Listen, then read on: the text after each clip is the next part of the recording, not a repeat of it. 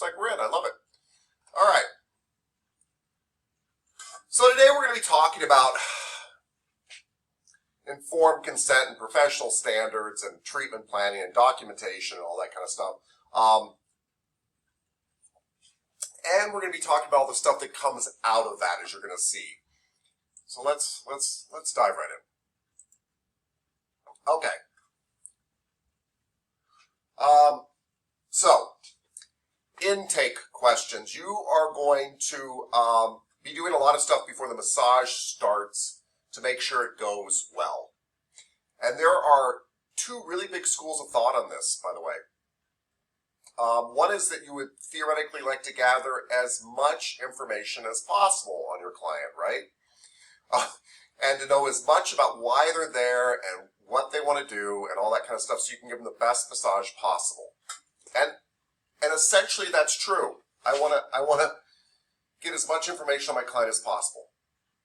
That said, strangely enough, a lot of clients don't want you to spend a lot of time on that. So depending on your setting,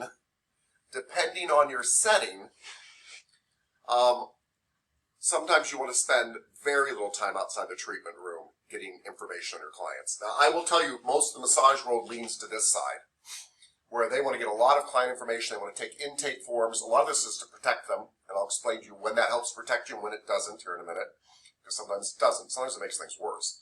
But most people like to get lots and lots of information up front. Here's my problem with getting lots and lots of information in the real world, and this is Tapscott's problem, right? The industry is over here. Tapscott tends to be over here. And that's because what I have found is that a lot of clients want to get into the treatment room and start getting massaged. They definitely don't want anything to come out of their massage time. And in the real world, we tend to not have a lot of time between our massages. So and I'm not suggesting you guys do this, I just want to give you something that's much more liberal than the book to think about. Because somewhere in the middle probably lies the truth. I tend to go up to clients and say, hi, my name's Mike, I'm going to be your therapist today. Are there any major medical issues we should know about? That's my entire medical questionnaire. Are there any major medical issues we should know about? Because most people know about their major medical issues. And I find that a lot of therapists ask questions that aren't super helpful. Let me give you an example. One of the favorite questions I like to ask is, do you have high blood pressure? And I challenge therapists out there. I say, if I tell you I have high blood pressure, how do you modify the massage? What do you do differently? Nothing. Because your blood pressure drops on the massage table. So high blood pressure is not a consideration for massage therapists. I don't care what they say. And we're asking a question about something we don't care about. If I was a personal trainer, I'd care about it. That's different. I'm going to put somebody on a treadmill and have them run with their high blood pressure. I do care about low blood pressure as a massage therapist. I also, if I think a client is pregnant, I will ask it as a question as though I ask everybody that question. Like, any major medical issues I should know about, any chance you could be pregnant? And I say it just like that. And the reason I say it just like that is, heaven forbid, they're not pregnant, but they look pregnant. It happens. So everything is just like matter of fact. No chance you could be pregnant. I'm a guy. Oh, okay, I just asked everybody that question. Like, whatever. You keep it like that. But anyway, I ask, are there any major medical conditions that I should know about? And here's why. Tapscott's philosophy is that massage is essentially a really well-executed hug. Massage therapists don't like this, but I think it's a very well-executed hug. Sometimes a hug done with elbows, but a hug. And if somebody is going to die because you squeezed them, they were a goner a long time ago. So if you walk in looking even relatively healthy, I just need to know about major medical issues, because I have people, when I've asked that question, say stuff like, oh yeah, I just had open heart surgery 2 weeks ago. Leave my chest incision alone. That's good to know. But that question caught that. And then the second, so I ask them, first I tell them, my name's Mike, I'm going to be your therapist today. Any major medical issues I should know about? And are we working on anything in particular today? And then they usually say something like, nope, just general massage, or they say, yeah, my neck's killing me. And I ask a follow-up question to this. By the way, this may not be enough questions, but I found these questions work really, really, really well. My follow-up question is, do you want me to spend the entire time working on your neck issue? It doesn't mean I explain it. It doesn't mean I'm going to rub your neck for an hour, but I will only work on things that I think relate to your neck, and I even say we probably won't get to your legs and feet. Or do you want me to just spend a little extra time and still give you a full body massage? And I get both answers. It tells you how bad it is, by the way. A lot of people are like, anything, just fix the neck. I don't care what you do. And I'm like, okay, this person doesn't care if I hurt them. They don't care what I do. They want to get rid of this neck pain. It tells me a lot about them. Or a lot of people are like, well, no, I still want a full body. Oh, so your neck's not quite that bad. And you still want a full body. And I need to know that to know how to work on them, because actually many of the problems that occur in massage are because you misunderstand what the client wants. It's very easy to do. They said they had neck pain, so I think we were going to work on neck pain, but they're like, oh no, that's just a minor thing. I really wanted a full body and just whatever. Or they're like, I was here because of my neck and you spent most time on my legs and feet. So we need to know that. But the other thing is I want them to start to realize how we're going to use our time. Clients do a very weird thing. They think by asking for more, they're going to get more. And they're going to get more variety, but they're going to get less of each of those things. So massage is like a buffet. I can give you more items to eat, but you still can't fit any more into your stomach, right? So I want them to realize you have an hour or 2 hours or whatever you signed up for me with, and I will use that time however you want me to use it. I don't care. But I can't make the hour longer. So when you tell me spend extra time on your neck and give you a full body massage, I have to take that time from other areas. I can't magically give you more time. And I want them to start thinking in those terms. That's why I ask them to make a decision. Are we working on your neck and everything about your neck and not probably getting to half of your body? Or are we just doing a little extra time on your neck? So they already have that expectation. Oh, you're right, just a little extra time on my neck because I have to do a full body, right? Now, if it's a 2 hour, you can kind of do both. But so those are the questions I like to ask before we get in the room. Now, in the room, I might ask other questions, but I'm trying to do stuff fast, and I also don't want them to have time to get nervous. So sometimes if I walk out, I'm a guy, and somebody looks at me, and I'm like, hi, my name's Mike, and I can tell by the look in their eye, they're like, oh my gosh, I have a male therapist. Never thought about getting a male therapist. When am I going to have to take my clothes off? Do I take my clothes off now? Is he going to see me naked? I don't know. I've never had a massage before. What's the appropriate thing? They're freaking out. And so I'm like, hi, so happy to see you. My name's Mike. I'm be your therapist today. It's going to be wonderful. I'm really excited. Hope you're excited. Any major medical stuff I need to know about? Cool. Are we working on anything in particular today? I'm already walking back to the treatment room. And working on anything in particular? Oh, your neck? Your neck's killing you? Or should we spend the whole time around your neck? I mean, I wouldn't rub your neck the whole time, but you know what I mean? Like everything to do with your neck. We probably won't get the legs, feet. Or do you want me to just do a little extra time on your neck and still try to get a full body? Okay, full body, totally cool. Okay, you go in this room right here. I'm going to step out before you do any of this, okay? I even show that. I'm going to step out before I do any of this. But after I do, I need you to disrobe to your comfort level, and to be very honest with you, the more you take off, the easier it is to do your massage, but please be comfortable. I need you to lay face down on your stomach under the sheet. And I actually lift the sheet up and show them what under the sheet means, and I actually told them face down on your stomach. You can't lay face down unless you're on your stomach. You can't lay on your stomach unless you're face down. I tell it to them 2 ways, because I walked back into rooms where people were face up on their back on top of the sheet naked. And they weren't being weird. They just did it. And every therapist I know has a story like that. Every therapist I know. Because that person is freaking out. They're not listening to you. They're going, oh my gosh, when's the right, do I take off my underwear or not? When's the right time to do that? I don't know. Who's this guy? I hope this guy's, I don't know what's going on. They're thinking all this other stuff. So I like to do really basic stuff. And then when I'm in the treatment room, I can ask other questions if I have them. But we're now in a quiet little enclosed area. Now that's Tapscott's way. It's very fast and furious, loosey-goosey. What we're going to be discussing a lot of those chapters about intake forms and all that other stuff. But I will say one thing about intake forms. Don't ask questions that you don't need to know. It's not, you shouldn't. And if it doesn't affect the way you're going to do a treatment, sometimes I see these intake forms that are like from a doctor's office. And it's like, they're not stuff that you're going to need to know. So, just wanted to give you 2 different radical points of view on how to best approach this. Yes, Ms. Carrillo, please. Mrs. Barnes was talking about how when we were massaging the ribs, it's also important. Well, I understood that's important maybe to ask if there's osteoporosis because doing some techniques might actually hurt the bone, right? Or since their bone is brittle. Yes, absolutely. So, but that for me would be a follow-up question when we started realizing that we're going to do something radical with your ribs. In a regular massage, it probably doesn't matter, right? But there are reasons that would trigger that question in me. So if I looked at your posture and it looked really bad, that can be a sign of osteoporosis, and that's when I might ask that question. So when you have other things that might make me go that direction, so no, that is an excellent question. I agree with it. It's just I don't like Miss Carrillo, take it you. If you walked in to see me, I would never ask you that question. There's just no reason for me to believe that that's going to be a problem with you. So yeah, so it just depends on the client, absolutely. But that is a legitimate question to have on an intake form. Heck yeah. Osteoporosis because we could break their bones, sure. That's a good one. And I want to ask another thing. Please. You mentioned like low blood pressure because they might, if they have low blood pressure and you do the massage, they might like fall over.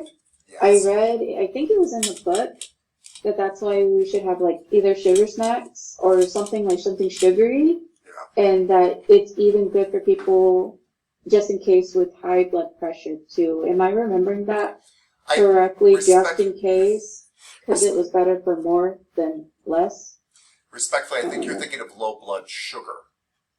Oh, I am. Yeah. Okay, yeah. And by the way, that's what it was. By the way, I 100% agree with that. Keep sugary snacks around your office for your clients that get a low blood sugar reaction, and for yourself just because they're delicious. Yeah. But yes, low blood sugar, and they'll get lightheaded. One of the signs of low blood sugar is they'll sound drunk, even. So if they came in sober and they sound drunk later, that's probably low blood sugar. If they come in sounding that way, they could be drunk. Mr. Richards. It's like one for you, one for me, right? Right. That's how it works. Or one for you, two for me. Exactly. So yes, keeping sugary snacks around those is a really good idea. In fact, at Deer Valley, I don't know if we have it here, at Deer Valley we used to keep some cake icing there in case one of our students had low blood sugar. Yeah. Squirt icing in your mouth. Okay. Scope of practice. Just make sure somebody was raising their hand. Scope of practice. So, scope of practice varies from state to state. But essentially for you guys, scope of practice can be anything that is tissue manipulative. Now, that's not skeletal manipulative. Chiropractors manipulate skeletons.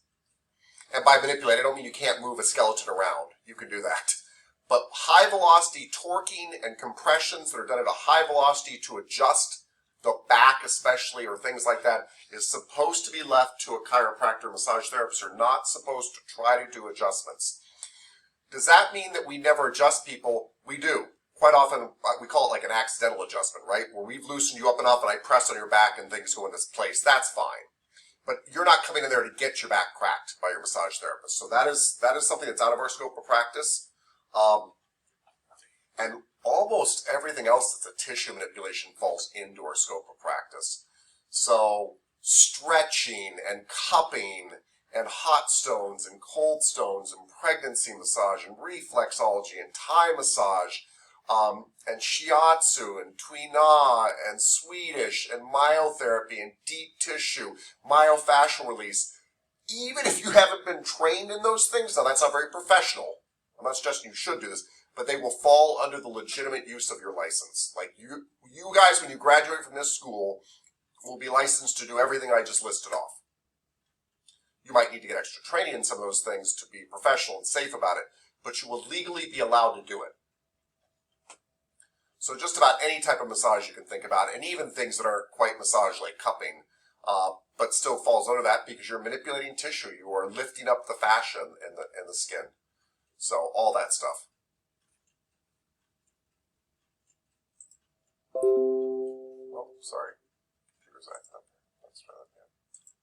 Okay.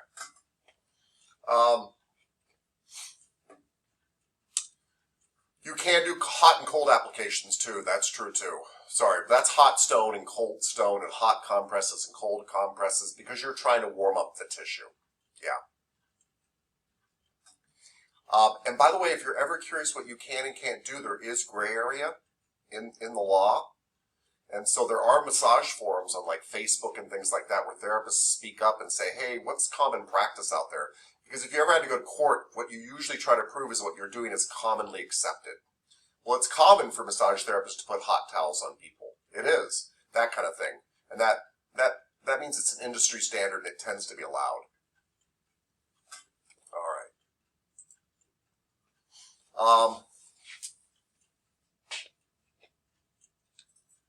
Sometimes you will hear, especially chiropractors, by the way,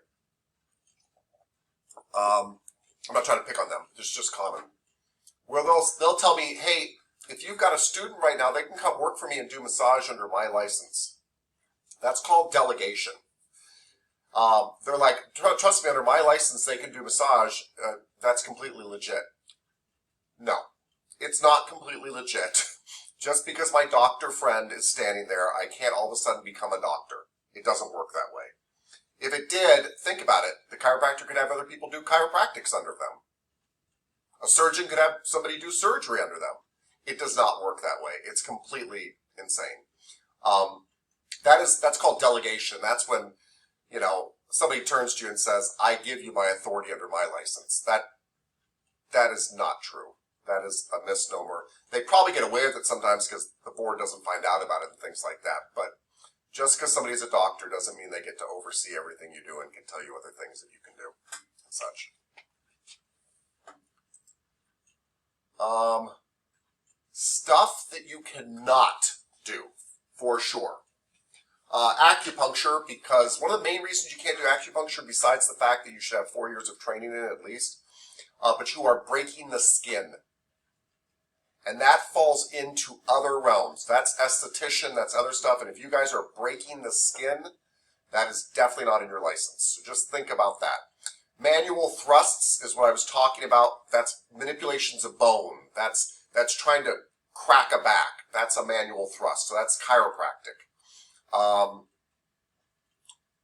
Ultrasound, electrotherapy, and laser stuff and microwave therapy are usually not allowed. Although some really low light LED stuff is allowed by some people. Dietary stuff is not allowed. So yeah, I was wondering about this. Yeah, Ms. Hendrickson, please.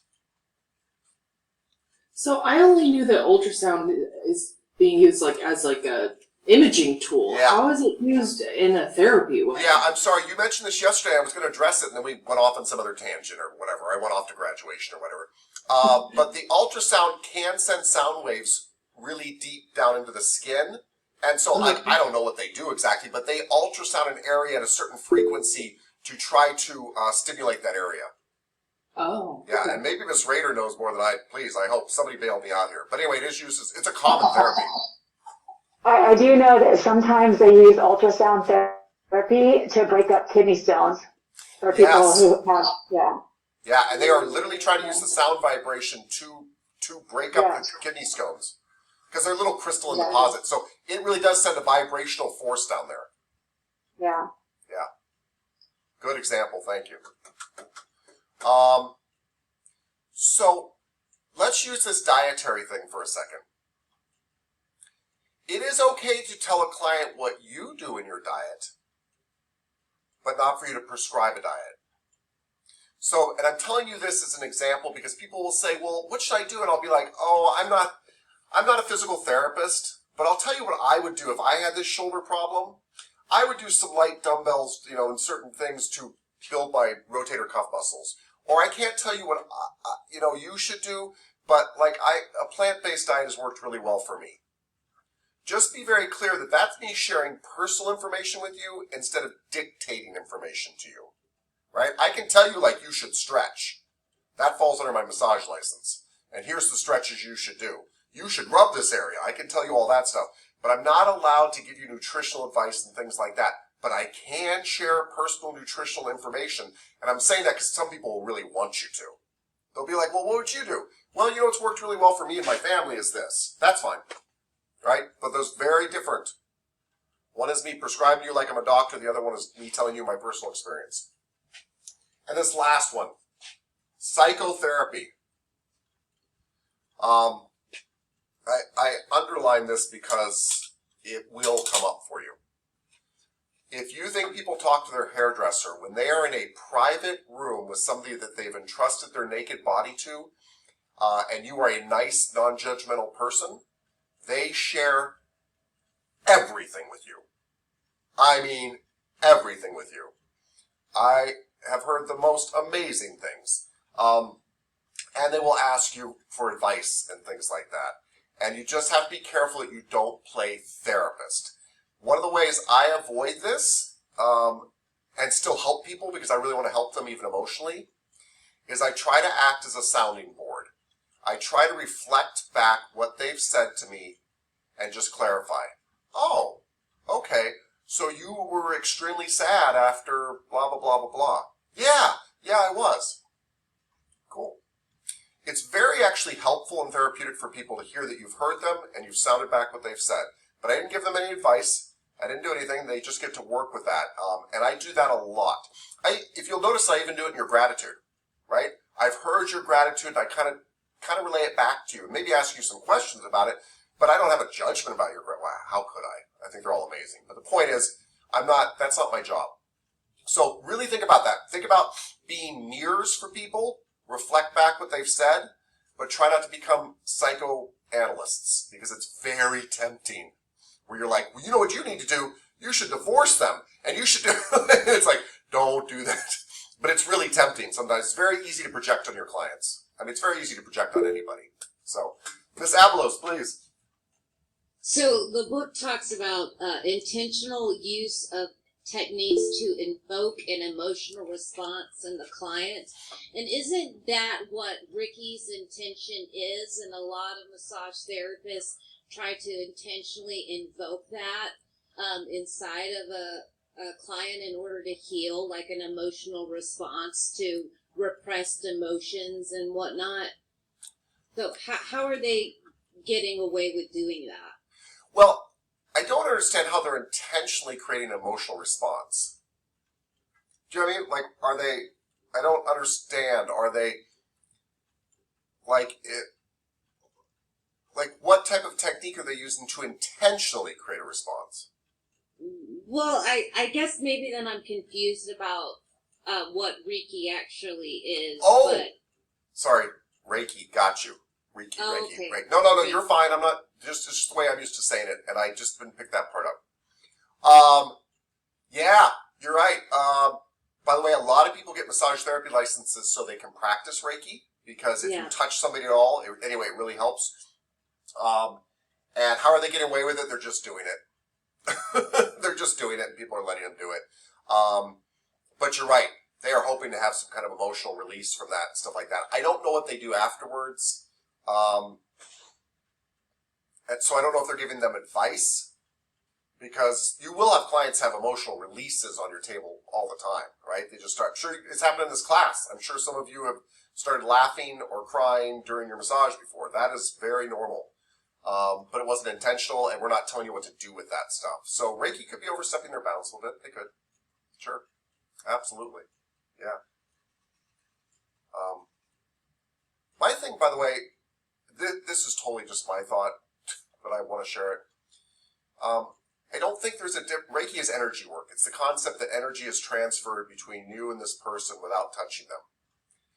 But I think massage is energy work too. Like, it's all energy work, everybody. It's all emotional. It's all spiritual. Physical is spiritual. This is a spiritual experience we're having. Like, I don't see the difference. I really don't. I think massage is extremely Reiki-ish, and Reiki should be extremely massagist. So it's all the same to me. Miss Savarino, I know you just stepped away, but you had your hand raised. That's all. Yeah. Yeah, my dog wanted to go outside. I just had a question for the book. It was talking about herbalism, and I was just curious if that was like the act of like prescribing herbs, or if that's like the alchemy of like making tinctures with like specific herbs and stuff like that. Like those two different. I don't don't know. I've never even like the field of herbalism. Yeah, I don't know if it's probably both, but I don't know. Yeah. But you could get certified in that, and then if you're certified, then you could like mesh that. Probably, yeah. Probably. I don't know what the laws are around, but like, if you have to be a nutritionist to prescribe herbs or not. I'm not curious about prescribing herbs. I just want to make like my own tinctures. So, Of course you do. like, you know. Well, I think that, yeah, you should look into that right away. That would be a fun, just like personal pursuit. I took a really good, for continuing ed, by the way. It counted as continuing ed, and it was at a community college. I don't remember which one because it was like 10 years ago, but it was a college class on herbs. And the teacher was amazing, and she brought in all these herbs, and we would make like pill capsules with them and take them and report back like, did it really do what they claim that it does? And like, it was actually really fun. And we made teas with them and tincture, all the stuff you're talking about. It was a good class. I'm sure it's still out there. It's really good. Thank you for that. Yeah, Appreciate it. thank you. Miss Correa. So I had I think a couple of questions. One, when we're not supposed to diagnose, and how, like, when you were talking about, like, say, the dietary, things, I know you would say this is what I would do, but is it against the rules to say, like, oh, I'm not specialized in that. That sounds like something for a nutrition. You should talk to a nutritionist, or maybe see a nutritionist about that. Is that still like diagnosing or prescribing, if you suggest that? No, Miss Correa, that's brilliant. That's actually the preferred thing you should do. That's the right thing to do. The right thing to do with people is say, hey, sounds like that's a nutritional question, and I've got my own biases, but I am not qualified to answer that. You should speak to a nutritionist. You can always refer. You can be like, hey, I don't quite know what's wrong with your back, but maybe you should see a chiropractor. This looks a little bit out of my scope.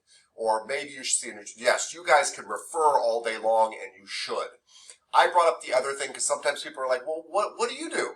And then you can be like, well, what I do is this. But you're right. The preferred thing is to always refer.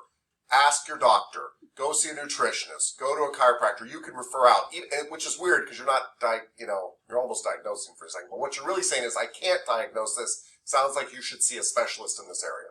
That's the right thing to do. Thank you for saying that. Okay, thank you. And I have one more question. Please. What is electrotherapy?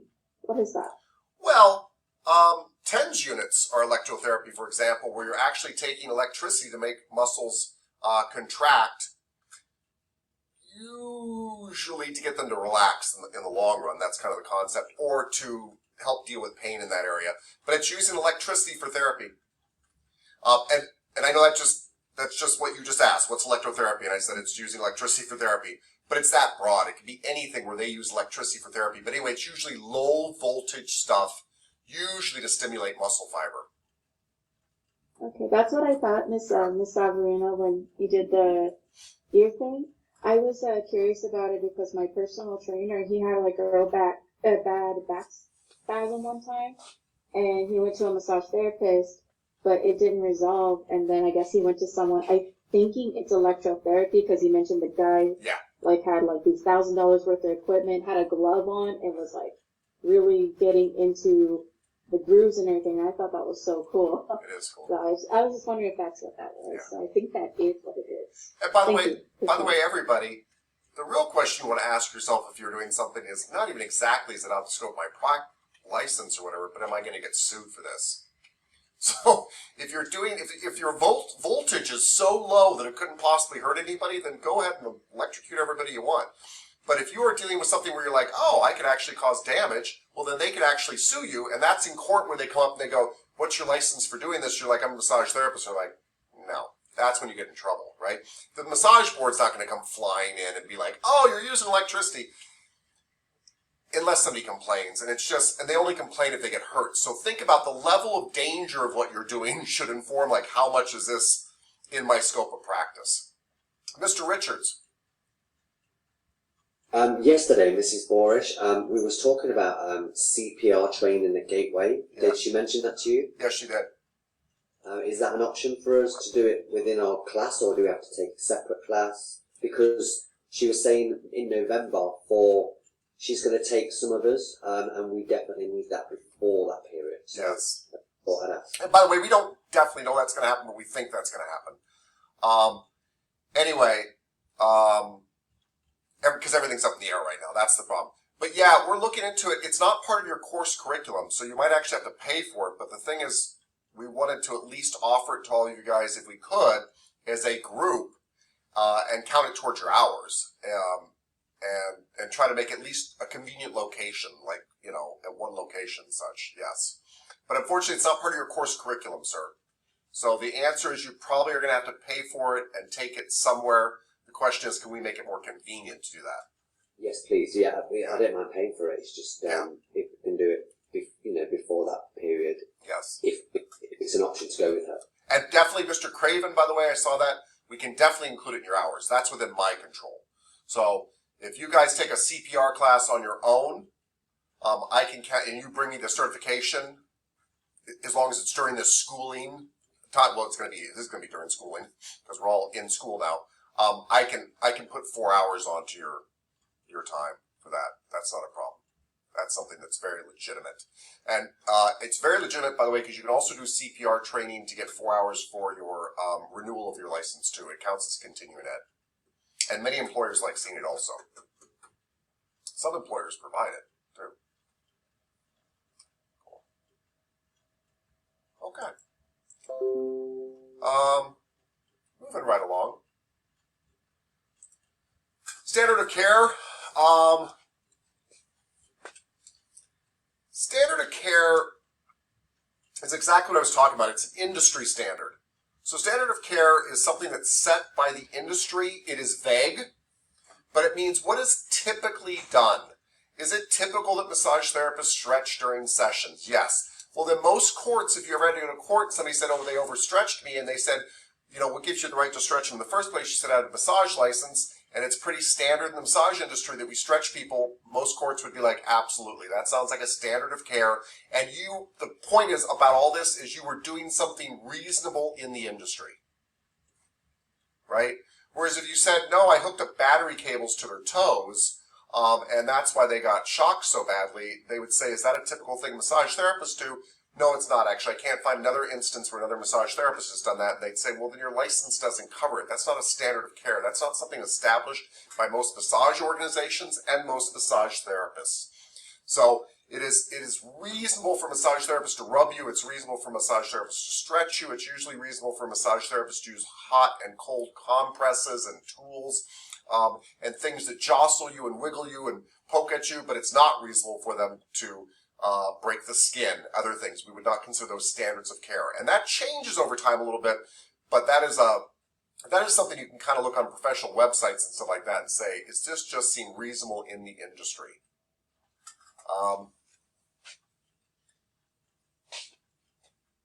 The other thing is consistency. You want to try to treat all your clients the same. It's extremely helpful if you do run into any problems, because your clients can come forward and be like, I'm always treated this way, we're all treated this way, there's this kind of standard of care this person provides. They don't seem to show favoritism or lack of favoritism to anybody. They don't seem to do anything weird with one client, not with another client. They have a consistency in their care of all clients. I even try to treat men and women the same, because I just try to treat all my clients kind of the same. Okay. We're going to talk a little bit about communication in a second. Health literacy is something you need to think about for your clients. And that means that it's not only important for me to explain what I'm doing to my clients, but for me to believe that my client understands what I'm telling them, so that they can make appropriate decisions about their health. One of the things that really keeps you out of trouble in the massage industry, really will help you with lots of complaints, is to get your client to agree to what you're doing. So I'll give you an example. I'll be working on somebody going pretty deep on them, right? Let's say Miss Savarino, because I always use her as my deep tissue example. So I'm going very deep on her, but we all know she's psycho. So she says, Tapscott, go deeper. And I'm like, okay, in my mind, I'm like, she's healthy enough that I can go deeper and I'm not going to cause lasting damage. So I feel okay. By the way, if I think that I am going to cause lasting damage, I'm just like, I'm sorry, Miss Severino, that's as much as I feel comfortable doing. We're not going any deeper. Done. But if I'm like, I think she can take this, I feel okay doing it, but boy, it's gonna tear her up. She's gonna be sore, there might be some bruising, whatever. I would say, Miss Severino, I'm happy to go deeper. I just want to warn you, you're probably going to be very sore the next day. There could even be some bruising. I don't know. I mean, we're really going in there. And of course, we know what she's going to say. She's going to say, go for it. But what's cool is the next morning when she wakes up, as long as there's not permanent damage, next morning when she wakes up, she's like, damn, Tapscott was right, man. I can't even, oh my gosh. She won't be mad at me because she made that decision. Now, if I've caused damage, by the way, it doesn't matter. Just to let you guys know. If you break somebody's back, it doesn't matter whether they consented or not. Like, you're on the hook for that. I'm just trying to get off the hook for things like, I've had, clients where they're like, I was really sore after what you did. And I'm like, you asked me to go that deep. So get them to make a decision and kind of warn them. That's informed consent. Like, you sure you want me to go deeper? And by saying yes, you realize you will be sore tomorrow. I'm pretty sure about that. Yes, I want that. And I've also had clients at that very moment say, oh, no, you're right. I don't want to be sore tomorrow. I'm like, whoa, then we should definitely not go deeper because we are tearing it up already. So give them a chance to really be involved, knowledgeably involved in their treatment. It's really, really helpful, and they appreciate it too. But just remember, them saying yes doesn't let you off the hook. If it's a bad idea, don't do it. I'm talking about when it's a gray area. And I'm like, oh, I'd do that. I like it that deep too. But boy, you're gonna really feel it the next day. Are you cool with that? Yeah, I'm cool. Good. Let's go. Let's go past this. HIPAA. You guys will hear about HIPAA all the time. It stands for Health Insurance Portability and Accountability Act. And it means that you can't share clients' personal information, especially their medical information, without their consent. This comes up very rarely, to be very honest with you. But I can't just send your stuff off to a doctor.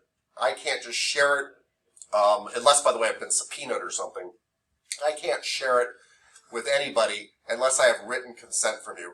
Spoken consent technically works, but you want written consent. I love an email. I love emails because emails timestamp what's been sent to you. And so I want an email that says, yes, I want you to share my information with my insurance agent because I was in an auto accident. Okay, cool. And then, by the way, I'm allowed to share it with your insurance agent. That's it. That's it. So please, if you do share a client's information, don't just assume the person asking for it has the right. It could be their doctor. Like, I'm Dr. Jones. I'm calling for Miss Carrillo's insurance information. That sounds really, for her massage information. And they're working with that doctor even. But you say, I'm really sorry. I don't have consent from Miss Carrillo to release that yet. I'll see if I can get it. And they'll be like, no, it's okay. I'm her doctor. That's great. But you should know about HIPAA. And I'm not giving it to you. So that's the rare occasion it happens on. And I just would email Miss Carrillo and be like, is it okay if I share this? Is this your doctor? Email it to him. And she would say no. She just did. She's like, no. She emails back, no, that's not my doctor. It's some weirdo who keeps trying to get my information. Okay, cool. And we don't do it. That's why we do it. Cool. That's HIPAA. HIPAA also says you should have all your files locked up about your clients too, personal information about them, and that is a good idea, right? Also be careful about not sharing information from one client to another. And that sounds easy, right? But it actually happens in really innocent ways. Like you're working on a husband and wife. I see Miss Clayton nodding her head because she's probably had this happen in her studio. You're working on a husband and wife, and the wife comes in, she's like, yeah, it's girls' night out, like tonight, I can't wait to go out. And the husband comes in and it's like, oh yeah, your wife was really excited because she's going out with the girls' night. He's like, what? I thought she was working late. So you inadvertently shared this thing that was supposed to be happy, happy, joy, joy news, and guess what, who's on the hook besides the wife? You're on the hook because that was confidential information shared with you inside a treatment room.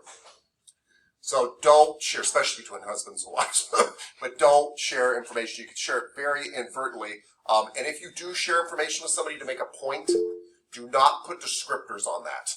Make sure they can't identify the other person if you're talking about them. But I just wouldn't do it at all. Miss Clayton, please, talk to me. Yeah, we've had a number of issues with this. I think at the beginning you had said, Mr. Topscott, that you tried to get them to not talk 3 times. Yeah, I let the conversation drop 3 times, yeah. Because that's a big complaint, too. Many of our problems have resulted of conversations between the therapist and the client getting too close or sharing too much. We've seen them talk about other employees at our spa, whether or not that employee is a good therapist, other clients, employees. It's gotten us into a lot of trouble. We've also had, we've had to terminate some of our employees because they post things online about a client. We just had that happen recently. And, politics and things like that. And then the other challenge we've had is therapists sharing their personal contact information with the client and starting relationships where they're texting or emailing. We had one situation where a married couple was coming to us for quite some time, and the female therapist started texting the male, the husband. Female client found out, the wife came storming in saying that our therapist was trying to steal her husband, canceled their memberships on the spot. It was very awkward. So you do have to really maintain that professional client, patient, if you will, border or boundaries, and really watch what you say, because it can be taken out of context so easily. And then it gets back to the other employees, and it's just, you've got to really think about things. And most of it was innocent, and I talked to that therapist. She was like, he just told me about this, and then he texted me, and I said, you just can't give your text. I mean, it's just, things like that can get very complicated very quickly. So just be careful. That's it. Yeah, no. Thank you, Ms. Clayton. I experienced all that stuff managing at the Princess, too. So I'll give you guys the advice I used and found worked very well for me. Because I actually want my clients to be friends with me in the treatment room.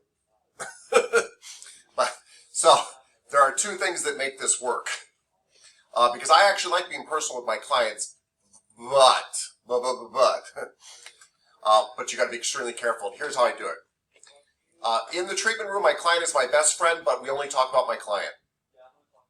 We don't talk about me, right? Now, I don't completely blow them off. They're like, oh, you have kids too. Yeah, I've got kids. But that's it. I don't go into it. It's all back on the client. How are you doing today? How are your kids doing today? What's going on with you? It's you. So I'm not giving out information about me, and it should be about them. That's number 1. And then I don't have any interaction with my clients outside the treatment room, besides rebooking them, whatsoever. Because once we have interactions outside the treatment room, they start to feel that friendship exists outside the treatment room, and for many reasons, I want them to realize it exists inside the treatment room. Only. Because I want you to have to pay for more friendship time, for one thing, if that's what you're doing.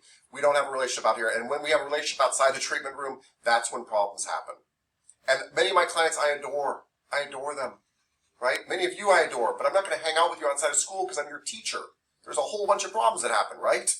If that happens. So we just don't do that, and that has worked really well for me and other therapists. You can be very friendly with them, but it's only about them.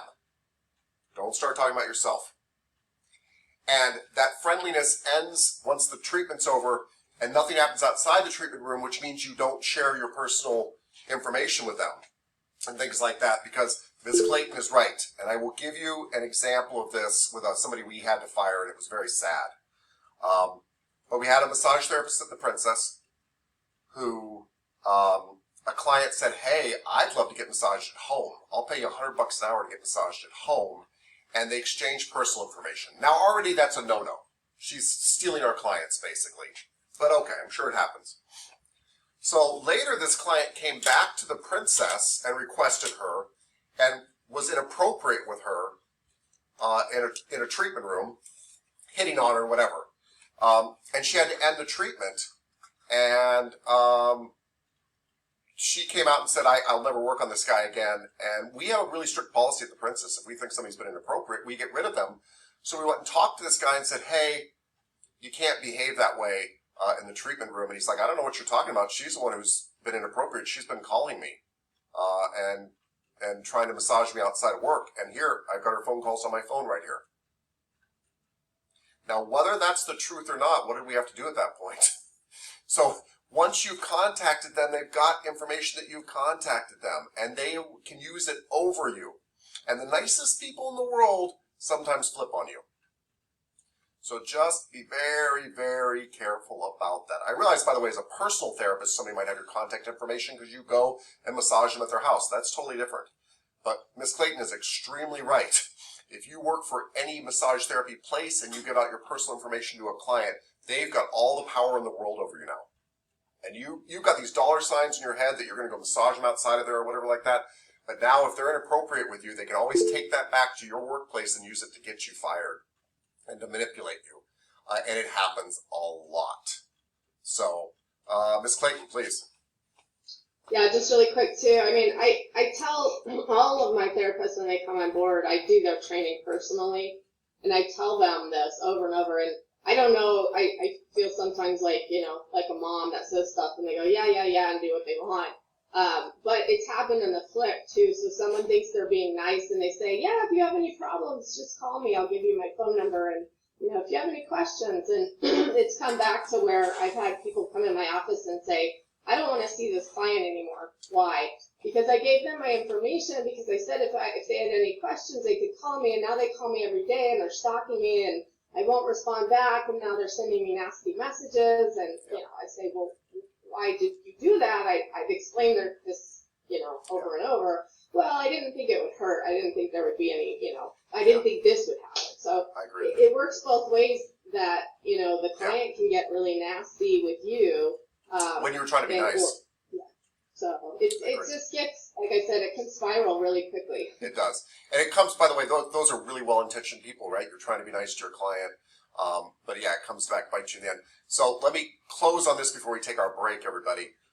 Clients will fall in love with you, right? And I don't necessarily mean romantic love. It might be friendship love, whatever. But you are hugging them for an hour and giving them more attention than probably their own spouse does. And not because they don't have a good spouse, but most people's spouses, when you come home, don't say, hey, take your clothes off and let me rub you for an hour and rub away all your aches and pains and listen to all your problems. I got nothing better to do. But your massage therapist does. And it's very normal for people to be like, oh, that guy, Mr. Tapscott, he's the greatest. Yes, I'm the greatest. I'm trying to be the greatest for an hour for you in the room. That's not the real me. That's the me you paid for. And so I need to do you the favor of making sure you know where that relationship ends. And so be extremely nice in the room, assuming it's, you know, boundaries and everything. But yes, Ms. Clayton's right. But then don't give them more relationship outside the room, because it confuses them too, right? It's confusing to them. That just makes perfect sense. Ms. Hendrickson, please. Yeah, so I just had a question, because, I mean, honestly, you wouldn't, like, it would be frowned upon to, like, take your business out, like, you wouldn't want to see a client outside of work, because that's, like, taking away the money from your spa. But, like, if you're leaving and you're quitting, like, can you take those clients with you after you leave, or do you never able to use those clients? You have to, like, build a new client base after you quit that place. You can't. I'm sure it happens, by the way, Ms. Hendrickson, but you can't take. They'll have you sign a non-compete clause, like non-competition clause, and they can go after you okay. for taking those clients, especially if you've extracted that. You shouldn't have their contact information technically, right? And so if you've got it, you've done something against your contract, and some places do go after it. But anyway, no, you can't. Those aren't your clients. Now, if you are an independent contractor and you're renting a room at a place, like at a salon, those are your clients. But when you work for the Princess, Elements, Massage Envy, Hand and Stone, those are their clients. They've spent the time getting them. They take the losses, all that kind of stuff. And no, you cannot take them. Yeah. And again, that can backfire on you too. Ms. Clayton, please. You have a card, like, with your name, but then it doesn't have any contact. It just says, like, the spa you work for when you work for a place, or do you not have business cards at all when you? Because I guess they do the scheduling. I mean, some places do. We even sometimes do that for our clinic, where we'll put your name on a card with no contact information, that kind of stuff. But anyway, you were not supposed to, contact those clients. That makes sense. By the way, I have run into clients years later that I've worked on before and remembered me from someplace. And then it's different. But yeah, you're not supposed to. Those are your clients. Miss Clayton, please. Yeah, just a little bit on that, because I do have, this is a struggle all the time where Sure. therapists will have a relationship, right, with that client. They've been seeing them for years, couple years, whatever, and then they leave. You know, they start to think of that client as their client. However, what you have to keep in mind is, so I spent a lot of money to open this business, and I spend a lot of money to advertise to get these clients. Yeah. And I take on all the liability. So I don't know if you guys know this, but it's almost $700,000 to open one of these units. Okay, I have an enormous loan that I have to pay. I spend about $100,000 a year on marketing. So when it's all said and done, I actually make very little money because of my loans that I have to pay back, the liability insurance. And so, like I said, my liability insurance went up drastically because of things that my therapist did that were against our rules, but they didn't listen. Yep. So, all of the liability, all of the risk is in my hands, all of the bills are in my hands. So, while I understand you think those are your clients, you haven't spent all that money trying to get them to come into your business. Yeah. So, Yeah. I get the therapist thought, but you have to think from a business standpoint. You didn't invest all that time, energy, and money to get those clients. So that's why it's such a big deal. Yeah. And that's why you signed on complete peak clauses and such. Yeah. You're absolutely right. Mr. Richards. So you said that you, when you worked for the Princess or wherever, you saw clients later on in life, and then they became your clients. Yeah, So I've had that happen. If, Yeah. if it's not in the clause of the business that you work for, what is the kind of time frame? Say, for instance, I worked for the Princess, and some of their clients I saw a year later, and then they become my client. Will it say in the clause of how long you're not allowed to massage them, or is there a certain time period? There is. I mean, it's different for every place, but they usually set a time period. And by the way, a year afterwards, you're in the clear. If you haven't seen that person for a year afterwards, I don't care what your contract says, you're in the clear. By the way, at the Princess, we didn't have you sign one because we actually have found it's actually very hard to steal a client away from a place. It usually just causes you headache. The client's thinking they're going to get a good deal. You're thinking you're going to make more money, but it doesn't really work out that way. And you find out very quickly it just all falls apart anyway. But anyway, sir, yeah, usually a year afterwards, you're totally in the clear from any type of non-compete stuff. Yeah. Cool. Thank you. Yes. Ms. Clayton, you probably want to address that? Yeah, just really quick. I don't want to take over this one. No, but it's okay. yeah, it's not so much about you seeing that client a year later. It's about you Taking them. taking the list or getting the information, Yes. calling them up and saying, hey, I just want to let you know I'm on my own now. I'd love for you to see me. Right. It's not about running into the client a year later. It's Yeah. about you making a concerted effort to take those clients. Right. And that's how they catch you too. Is they're like, hey, we Yeah. got clients calling us saying that you're calling them. Yeah, And that's a when lot they of know times you've done it. Yeah. our clients come back and tell me and tell us, hey, just so you know, so-and-so said, if I give them a free service, they'll give me a free service. Or I had one therapist who was contacting clients who had gotten their numbers, and I got concerned that they were stalking that client. So it's about that kind of willful intent to go take the clients, or, start your business based on the clients you've been seeing Yes. with us. It's not about, a year later you meet them and you're like, hey, that's totally normal and innocent and not something any reasonable employer would go after you for. Yeah, we talk about stealing clients, but it's actually about, in court, it ends up being about stealing client information. The information is not yours. Yeah. And that's what they get you on. Ms. Savarino. I just want to say, for those of us wanting to start a business or anything like that, I know that one of my cosmetology friends, she has an app that has just her own professional number, so then we kind of keep the personal numbers and the business. That'd be a nice way to kind of separate It is. the two. So if hey, I'm going to give you my number, but I'm not giving you my personal number. It's just my business number. So It's a great idea. And you can have them ring to the same phone. exactly, yeah, it's an app. So Nobody has to know. It's one phone. It's just an app and all. Yes. And you can do that with So- emails and everything. By the way, they've also got really cool booking apps out there too, so that that will book your clients for you and book them well and all that kind of stuff, and you just kind of go do it. Yeah, so Make I love it that. easier on us, for sure, for sure. Yeah. Mr. Richards. Obviously, I'm new to the US. When I first got here, obviously I wanted a massage, and I met somebody, and they said, "Oh yeah, I do a massage, but you have to go to this site," and it wasn't a professional site; it wasn't their own site, and they said you have to pay to book in advance. It was only $2.50 kind of thing, and I thought it was a bit suspect because. I said, well, why can't I just book it through you? You book me in. When I get there, I need to pay by card or cash, blah, blah, blah. They said, no, you've got to do this, and pay this before you can book anything. Yeah. Which I thought was a bit... I didn't do it, but is there scams out there that, we have to be aware of? I've never heard of that scam, but there's scams everywhere. It's possible that what they were trying to do was innocent but misguided in the sense that some people like you to go through a booking program because... if you no-show the massage, it has your credit card information. It's got a way to charge you a no-show fee. They do all their booking through that site, so that way it's just automated.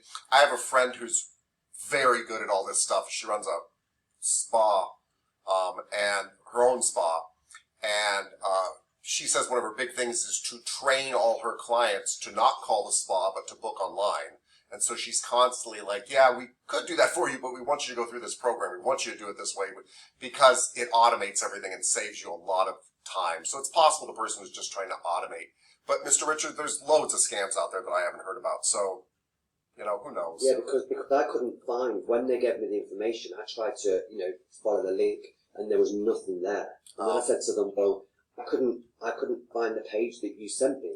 Well, so that's then not a very good scam. Yeah. Deleted it and got on my way kind of thing. Yeah. Then you found a better scam. You're like, I'll just go to massage school and get all the massage I want. Yeah. I get massages every day for $4,000. I mean, Yeah. That's a great deal in my view. Yeah, I mean, you pay a lot up front, but it's an 8-month membership. Yeah. Unlimited almost. Miss Clayton. Okay, I promise this is the last thing, and then I'm going to shut up. No, this is what today's about, actually. So. So if you work for a chain like Stone, we know that some of our therapists have a side business, and I'm totally okay with that. Sure. Yeah. It's really more about saying, your clients and their clients that you either get, through your own business or referrals or whatever, and the clients you have here when you come into work are our clients, That's right. and it's an integrity thing. Yeah. But I get people want to do their own thing and have, multiple avenues of revenue. It totally makes sense. It's about integrity and trust and having those clear borders. And so it's not like if you work for a chain, you can't have your own clients. Most chains realize that. Yep. And I would just be honest and discuss it with your employer, like, hey, I'm going to do my side business. I have my own side clients. Yep. I realize that when I'm here, these are your clients. And your employer will really appreciate that transparency and that, that integrity on your end of letting them know that. So. Yeah, I agree. By the way, most massage therapists have side clients. Most massage therapists have more, which is kind of cool. Many massage therapists work a few days a week for an establishment and have 2 days a week for their personal clients. And that's considered completely fine. They just keep them separate. Yeah. Awesome. All right, everybody, let's take a break. Yeah? Let's take a 15-minute break. Let's get back here at 10:05. That's not really a question. Or comment. It's more of for Miss Clayton because this is the most I really heard her speak up, and I just want to say that I appreciate everything that she's saying right now. I think she should speak up as much as she wants and not feel anxious about it, only because it's just that it's a unique perspective that I know I don't have, and I genuinely appreciate it. And if she gets to sit here and listen to all my questions of where does this word come from? What does this mean? Mr. Tapscott, why don't you Google it? Then her information and questions and comments are just as valuable as my questions. Yeah. Right. Thank you for saying that. Yeah, we're really lucky. This is the most diverse class I've ever had. And I don't mean ethnically diverse or whatever. I mean it's the most diverse class in that you've got somebody who used to be a spa manager. You've got somebody who is a spa owner, a business owner. I've never had that in my class. We've got students who do Eastern style massage. We've got students who've done Western style massage. We've got all these different perspectives in here, and it's actually a fantastic learning environment because we get to like hear all these different perspectives. So very well said. Thank you. Thank you for. Thank you, Mrs. Carrillo, for saying that. That was very sweet. I Yeah, appreciate it's it. true though. We do want to hear your perspective. It helps to know what your boss is thinking, so to speak. You could literally be some of our bosses later. Just realize that. Okay. Be nice to Miss Clayton. Might get a job. Just so you know, I'm a very nice boss, too. And actually, she's not just saying that. Who was it? I know somebody that works for you that says that about you. So that's not just her opinion. Okay, everybody. Let's go back and do a little bit more here.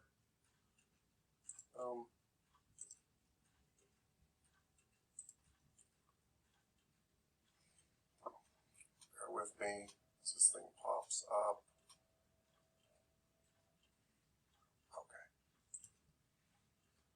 Okay.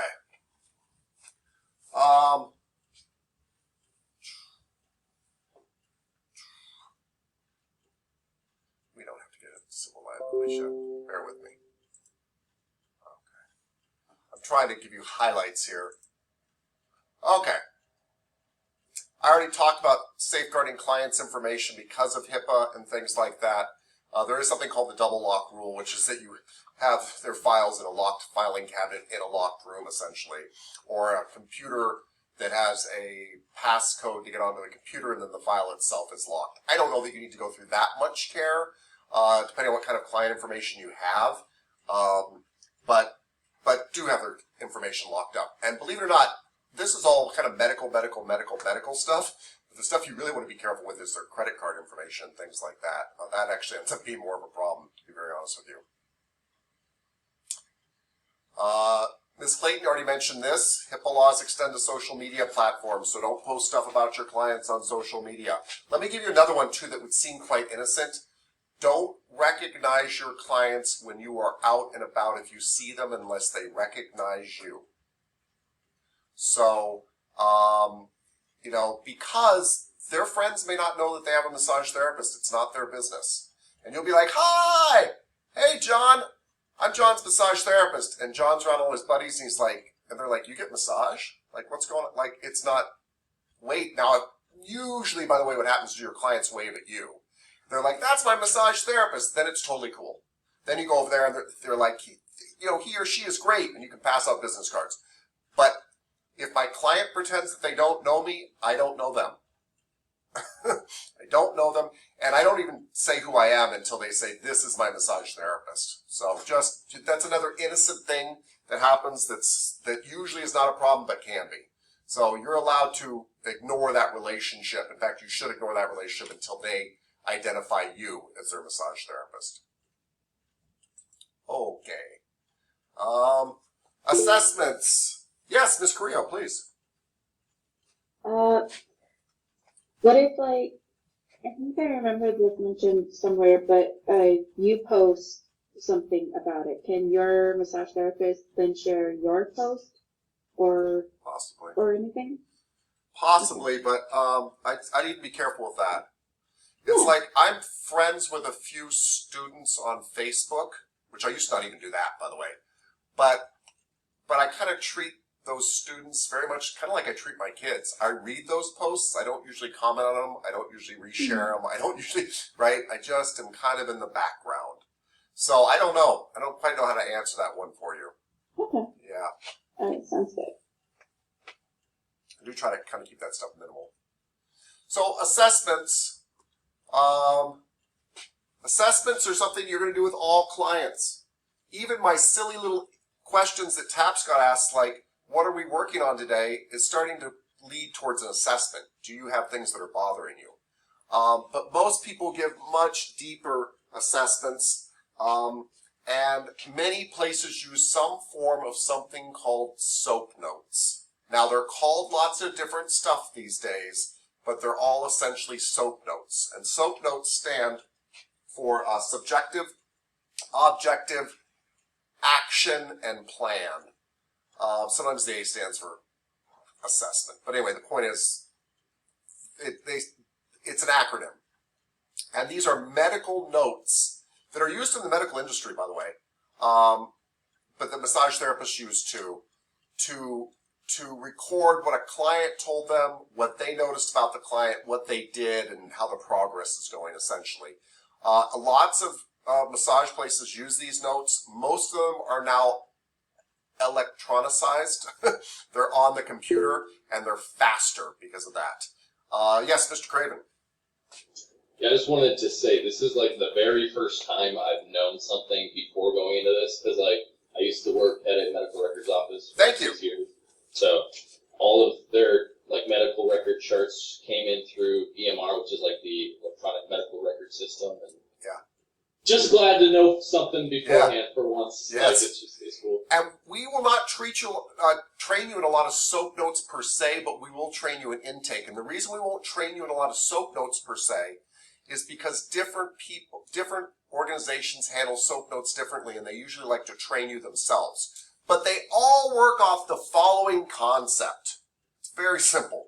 And by the way, here's the other thing, is they used to use lots of symbols, and you'd have to memorize all these like short note-taking things like arrows and symbols, all this kind of. Nowadays, most places it's plain English. It's like, Mr. Craven came to see me complaining of a neck thing. Neck hurt. You know, it's very, like anybody could read them. And that's been the trend lately. It's not always the case, but it's been the trend lately, which I like too, because you used to learn all these little shortcut notes, and then other places would use different ones, and you have to relearn them and stuff. So nowadays, usually you're typing notes into a computer, but they usually still fall under the general soap note concept. And the general soap note concept is this: subjective. Mr. Craven comes to me, he is my client, he tells me his neck is bothering him. I don't know if that's true, that is subjective. The subject is telling me. So the subjective part of the soap notes is, what did they tell you? What did the client tell you? Client came in complaining of lower back pain. Client came in complaining of neck pain, okay? That's the subjective part. And you literally write that in the soap notes. Client complained of neck pain. Client complained of back pain. Said it was loss of feeling in his right leg possibly because of back pain. That's what the client told me. Next is objective. Here's what I noticed. I noticed Mr. Craven's neck had a lateral flexion to his left side. That I noticed.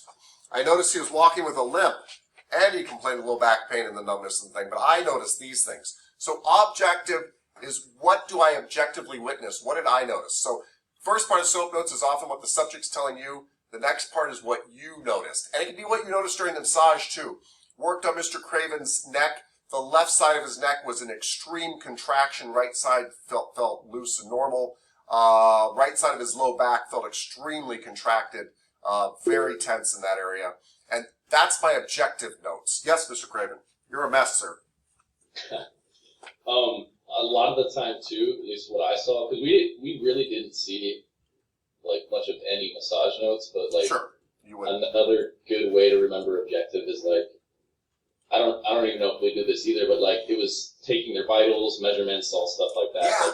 Like factual stuff. Factual stuff. That's a really good way to put it. It's factual stuff that you gathered, though, usually, right? But yes. So, yeah, because subjective is just the client like, oh, my neck, it's the worst it's ever been. Well, okay. But that's subjective. That's your stuff. Objective is the stuff you can notice, you can witness, you can measure. That's true. In massage, it's a little vaguer because we're not taking your blood pressure and stuff. But yes, that's absolutely true. It's the stuff we measured. Like, I poked his back and it was like a rock on this side. I poked it on this side, it was loose.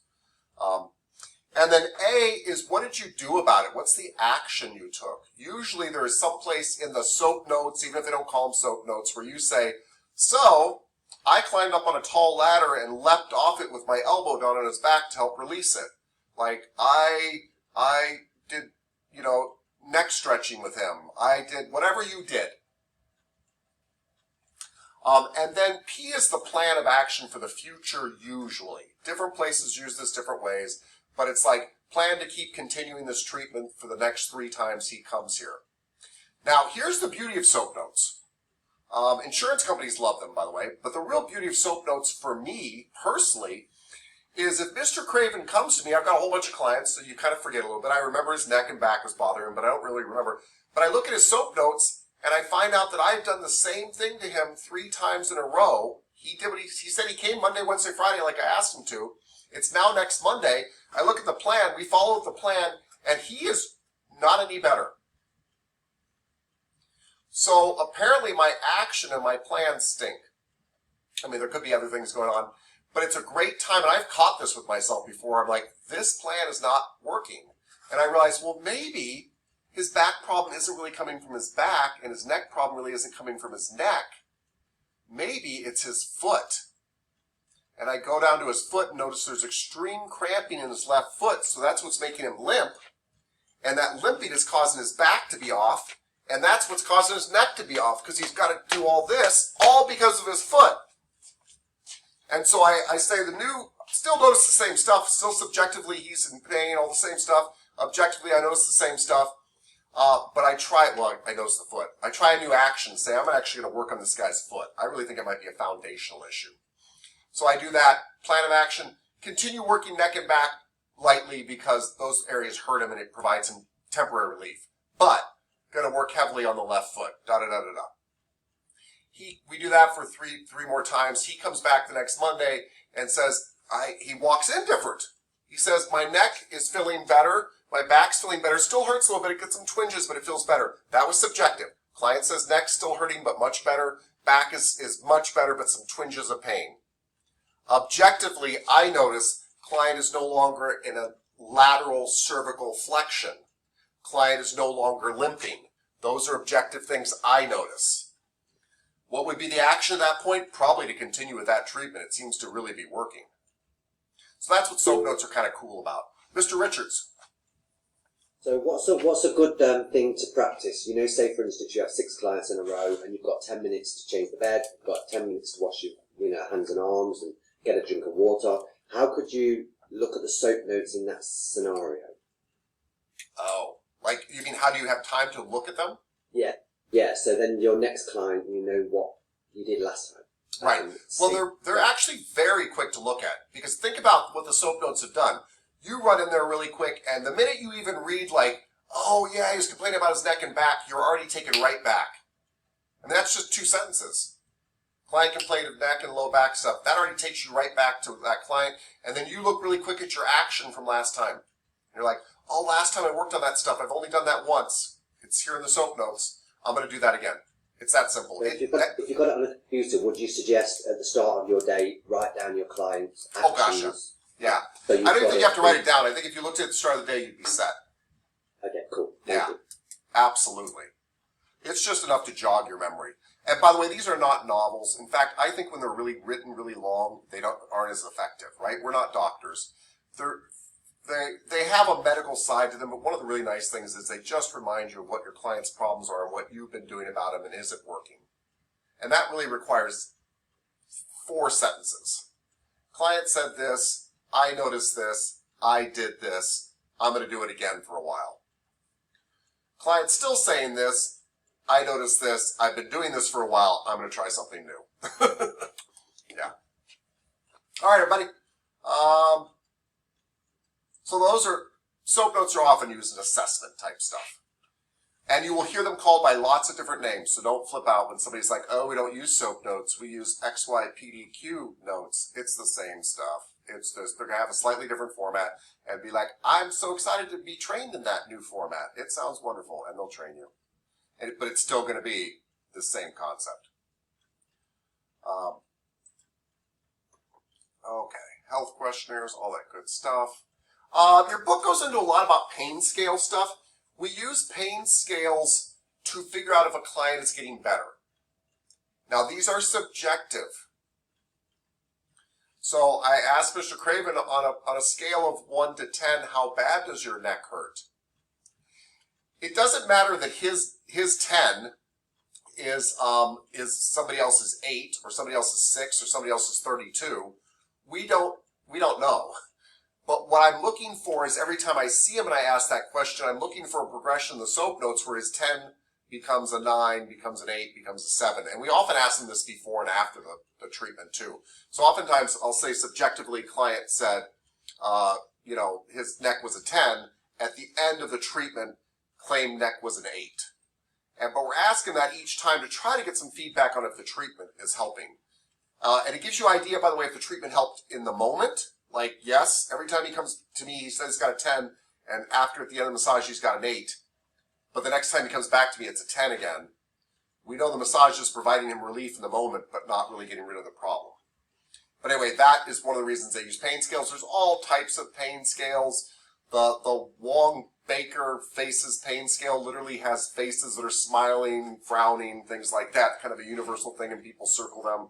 I don't think it matters what you use as long as you use the same pain scale over and over again. And by the way, read your client. Read the room. When I have somebody walks in, they go, "No, everything's great. I just want a massage." I don't go, "Well, how much pain are you having?" No, you're fine. You just want a massage. Anything major I need to know about? Medical stuff, medication, nothing? Okay, let's just go do a massage. That's fine. Like, don't overdo it. But anyway, that's pain scales. Yes, Miss Dimitrik. Do we really have to give a list of medications? No, but I'll tell you two that I like to ask. And I only ask them during deep tissue, really. But the two I like to ask about if, let's use Miss Savarino again. Remember, she likes it deep, right? I'm going in deep. I like to ask with people that like really deep massage, are you on blood thinners or painkillers? Blood thinners because you bruise really easily. And if I do deep tissue on you and you're on blood thinners, you'll be black and blue. And painkillers because you don't give me good pain feedback. So you're like, oh, you can go deeper. And normally that's very accurate. Normally what people like and feels good to them is safe for them. 99.9% of the time. It's very accurate. It's very cool about massage. If it feels good to the client, it probably is good to the client. But if they're on painkillers, they might be going, hey, go deeper, and they are way past their pain tolerance. And so I'm not getting accurate feedback from them. So I've had clients, I've asked that question of clients. Blood thinners, painkillers. I don't ask about a lot of other stuff because, to be honest with you, I don't know about all the other medications, and they don't really relevantly affect your massage. But that would be a good one. If you guys are trying to formulate a list, it's good to know about major medical stuff, pregnancy, painkillers, blood thinners, low blood pressure. Low blood pressure. Might care about low blood pressure because it could go down even lower. So that's why I care about those. Mr. Richards, please. So if someone was a diabetic and they come in for a foot massage, would you ask them if they was diabetic? Because obviously the feeling in their feet changes when you're diabetic. Would you say? My experience is it usually becomes more sensitive, and so I think I'd be okay either way. Right. Yeah. So aiming for a foot massage, you probably wouldn't ask that, would you? I wouldn't, but it wouldn't be crazy to ask. You're absolutely right, because diabetes can affect all sorts of stuff. So asking if they're diabetic is not a crazy question to ask, just also because of the blood sugar issue, right? Yes, yeah. Yeah. Remember, I lean on the low question side. I think that is a relevant question. Like, we're now up to 6, right? I don't think that's crazy. You're not asking something that doesn't matter. That would matter. And that way also, if they're diabetic and they start acting funny, you're probably going to be like, oh, it's not because they've been drinking or something. This person's probably having a low sugar reaction. Yeah. Miss Clayton, please. So I think I've said this before, but I'm a diabetic. I've been diabetic for 40 plus years on an insulin pump. I have no complications. But yeah, I mean, normally the intake forms will ask if you're diabetic. There's really, it's like what Mr. Tapscott said. If you have issues, you know you have issues. So if you're concerned about diabetics, you can just say, are there any known issues, any, things, So retinopathy and neuropathy are two common things. Retinopathy is when you can't see as well, but that doesn't really impact you from a massage standpoint. The neuropathy is when you lose sense of feeling or you've got the tingling or numbness. But if they've got that, they're going to let you know.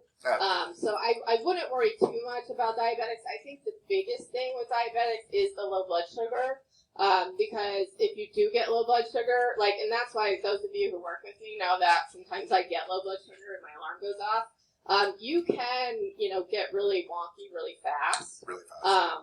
And, if they do seem a little delirious or like they're not making sense, it feels like you're super drunk and your brain's not working when you get low blood sugar. And like even speaking sometimes becomes hard. And you shake, you tremble. It can be very scary. So that's to me the biggest thing about diabetics is if they get low blood sugar. I agree. And then just, having something with sugar, and making sure, they sit and don't drive until they're feeling better. But all the rest of the stuff, I mean, in my opinion, they're going to let you know. So don't worry too much about diabetics. Yeah. Thank you. All I wanted to say. No, I appreciate you speaking up on both fronts. I agree, by the way. We're in complete agreement about this. So, and usually that falls under major medical complications. When I ask, are there any major medical concerns? Somebody's like, oh yeah, I've got diabetes. It's not under control. And I'm sitting there thinking, then why are you here? But that kind of comes up. They're very good about telling you that type of stuff. Yes. And to all of you, and Ms. Clayton, tell me if you disagree with this, but to all of you, if I have a client that comes in and they're acting normal and then they later act kind of drunk or disoriented to me, I assume they are low blood sugar. I assume it. It's a pretty safe thing to assume, and giving them some sugary snack is not going to hurt them if I'm wrong, basically. Exactly, yeah. Good. Cool. Mr. Richards. Sorry, it was left from before. That's quite all right. I love it. Ms. Hendrickson.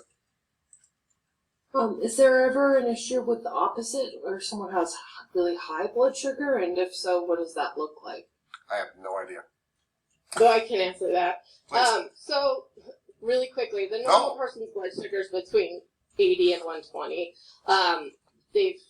That's a whole discussion by itself. But when I get low blood sugar, anytime I go under 70, I can start acting weird. And there's a very narrow range for getting low blood sugar and when you see the impact.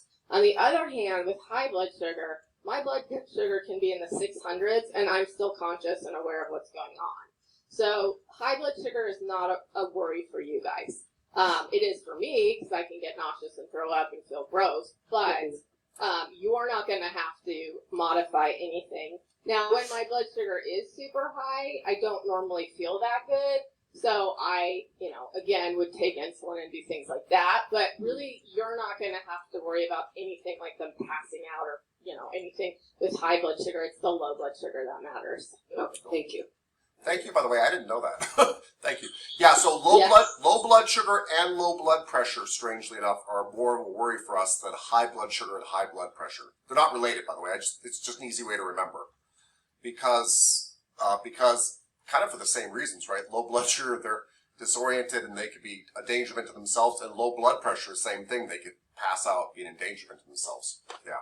In massage. In other things, the other extremes matter, but in massage, yes.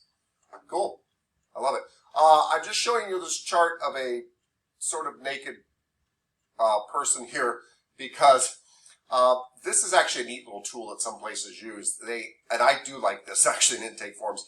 They hand this to the client and they're like, circle where it hurts. Circle areas that you are, put X's. I love this one.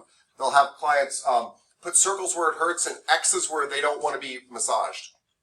Just a really quick way to get a visual thing, and you can look at that thing really fast as a massage therapist, have it in the client's notes, and be like, oh, Betty Lou does not like her stomach rubbed. I will not be doing that.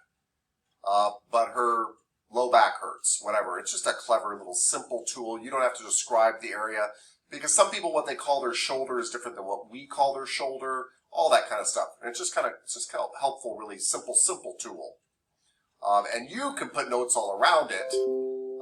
Depending on what you want to do, if you want to kind of write reminders for yourself, and but I just think it's a very clever, simple way to get client information that's very good for a massage, right? Because we essentially want to know, where does it hurt, and where do you want me to rub, and where do you not want me to rub? And I've heard massage therapists ask that question too.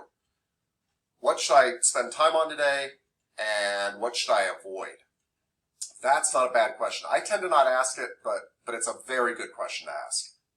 I just tend not to ask it, by the way, because I'm trying to get them into the treatment room quick. That's just my whole thing. But But it's great to know what should I avoid, because a lot of people are like, oh yeah, whatever you do, don't touch this.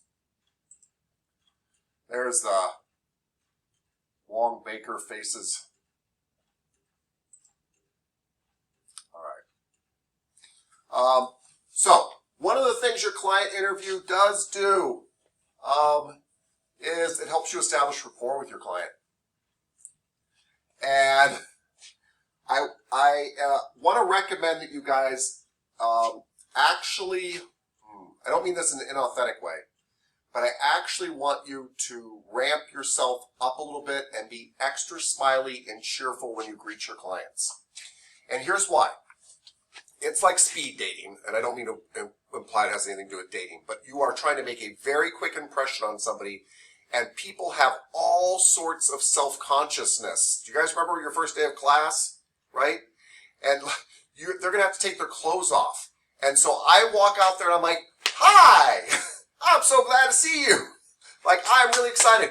Because if I walk out there and show even just that kind of blank kind of look, they take it as I'm disappointed or there's something negative or something about them or whatever. So just remember, this person is actually way more nervous than you are, almost always. Now, some people have had 4,000 massages and they're not nervous at all. But most people are very nervous when they're meeting their new therapist. And you want to be out there, big smile. The smile's already there. Smile's already there, and you're really happy to see them. And there's no judgment in your face, too. Like, so you walk out there and one of their arms falls off and you're like, it happens all the time. Come on back. We'll put that back on. Right? Like, be very careful about that. And I want to be very, Ms. Carrillo, please. Go ahead, finish your sentence. Oh, thank you, Ms. Carrillo. I want to be very blunt about this. Not all, and I'm not trying to pick on the guys. I am a guy. Okay? But if you're a guy, be also very careful about scanning the body. Men do this thing, and we're not trying to be pigs. We're really not. But we will often, when we see a woman, we look her up and down very quickly. Okay? We're very visual. Do not do that with your clients because they pick up on it. And you don't mean to be, you're not trying to be a creep, you're just doing that thing. But so you come out there and it's like eye contact and we're happy to see you and everything because they're so body conscious. So even though we would like to look them over to kind of check how their body's doing, I like to watch them walking. That tells me a lot about just how they're feeling and stuff like that. But be very careful about that. Ms. Carrillo, please. With the smiling, is said that you can even hear people smile through the phone and everything. So if I'm talking like this, but if I'm talking like this, you know I'm smiling. And also, from this I had to look up the book, so that's why I also let you continue, but I think it's called Never Split the Difference. I listened to it on Audible. It was either that or The Art of Critical Decision Making. One of those, but you get to set the mood of what it's going to be like in that room. There was a story that there was this firefighter in his group, and he was very relaxed on whatever call it was. It was supposed to be routine, and so all of his teammates were all really relaxed or whatever about it because it was just supposed to be routine. And it ended up being a very horrible fire, and I think almost all of them had died. There was so many people that died because they didn't take it seriously, including their teammates. They didn't take it seriously. They were like, it's just another day. Had the leader been very, okay, this is our job, this is what we're going to do, very not as laid back, they probably would have been more alert, more prepared. And that was just one of the stories in one of the books. I absolutely agree. Absolutely agree. I know people tell you this, but just don't forget it. Body language is everything. The client doesn't even usually hear the first couple of sentences out of your mouth. You can walk up and be like, hi, I'm so disappointed to meet you today. And they won't even hear that. They see, I'm happy to see you. And you can walk out and you can be like, I'm really excited to see you today. And they will not get that at all. Look, I don't like standing for 3 hours. Think about that. But I do it because how important is the material now, everybody? Oh, we're going to learn about massage today. Mr. Tapscott looks excited. Well, I should care about this. No, I'm sitting down. Obviously, I don't care, right? So I literally do that because the body language is so important. Because this just, I don't know. I mean, this is okay, I guess. We're having a little fireside chat now, but it's so much better if it's like, hey, we're doing something really cool today, right? I feel that way, but I want to make sure my body conveys that way. So I actually think that people that don't smile a lot, it doesn't mean they're not happy. But I need your bodies to show what you feel on the outside, because that's how people see it. So smiles, and I'm happy to see you, and you are the most important person, at least for this next hour to me. Ms. Hendrickson. Yeah, so just to kind of add to that, I Please. was a server for many years, and I kind of subconsciously would alter my voice and energy and stuff, like, kind of just became like a natural habit.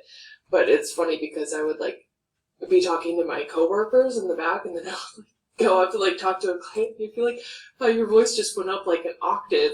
Oh, I was yes. like, oh, yeah, I did, but you know, just it makes such a huge difference in your tips and you know, people coming back and requesting you and things like that. So any kind of customer service thing, like, you just gotta, if you're having your own issues, like, you just gotta like put that aside. You can't bring it to work because Well said. you know, it just ruins the whole vibe, and that's not what you're trying to do. So And you're not being fake. I mean, people are like, well, I gotta be real and stuff like that. I'm like, did you really want to come to work?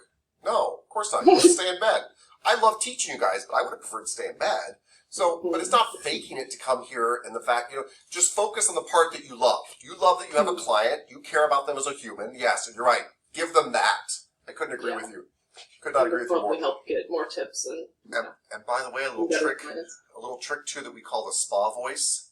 So when I meet you out in the lobby, I'm like, "Hi, my name's Mike. I'm glad to meet you. Da da da. Any major medical issues I should know about? Da da da." And then all of a sudden, like, "Okay, let's head back to your treatment room." I just told you we're gonna lower our voice because otherwise the client comes back through the treatment rooms, walking down the hallway. Wow, it's great in here. Yeah, I love this place. Well, okay, but we're inside now. We're using our spa voices. So anyway, they follow your body actions too, and your voice and everything. Yeah. Very cool. Awesome. All right. So that's, I think the rapport, I mean, these medical questions are important, but the rapport is more important, right? You've got 2 minutes to make this person, a stranger, feel comfortable with taking their clothes off and having you rub their naked body. Just think about it. Like, I need to let you know, like, you can trust me. Yes. I care. Oh, sorry, this is just my stuff down here. I already told you guys this about questions I like to ask. At the bare minimum, I say, what are we working on today? Are there any major medical conditions I should know about? I think there's a lot of other questions you could ask that we identified today, right? You know, diabetes, low blood pressure, medications such as painkillers or blood thinners, pregnancy. But these two have worked very well for me. It just as somebody comes walking in and they're skipping and they look happy. And by the way, your employer, since I've got one here, gets to really tell you what to ask. They have certain rules, but you are also going to have personal clients too. Ms. Clayton, please. So sometimes I go to other places to get massage just because sometimes I can't relax with my employees because they'll start talking about other stuff and I'm like, I just want to relax. But one of the things too is you want to be brief, but you don't want to be so brief that they're. So I've gone to other places, and the funniest one was I went back and this guy goes, "So what's up?" Yeah, no. And I'm like, well, "What do you mean what's up?" He's like, "Well, what are you doing? Why are you here?" It was just very like. Yeah. I'm like, I'm not really sure right now. Yeah. So that just was make sure that you are coming off professionally when you're asking a question. Exactly. And I don't think that was just too brief. It was too open-ended. What's up, like, with politics? With the world exactly. at large? Like, with, like, with my body? With you? Like, I don't know what's up.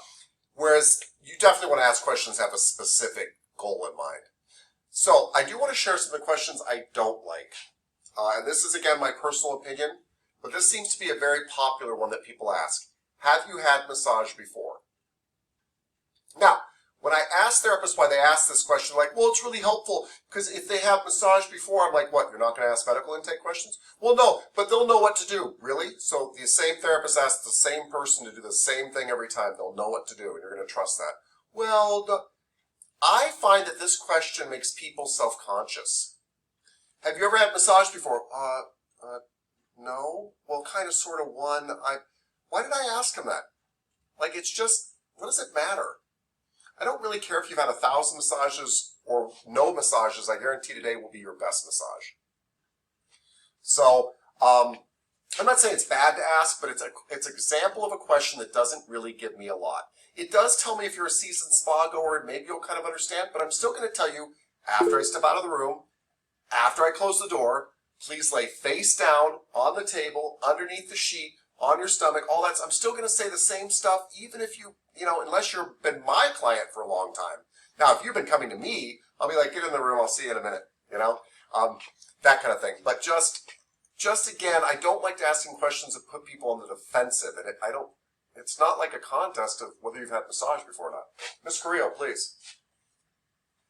Yeah, I think I would have to agree because they're already, if they are new, I think you asking that would just make them feel more vulnerable and you're trying to calm them down.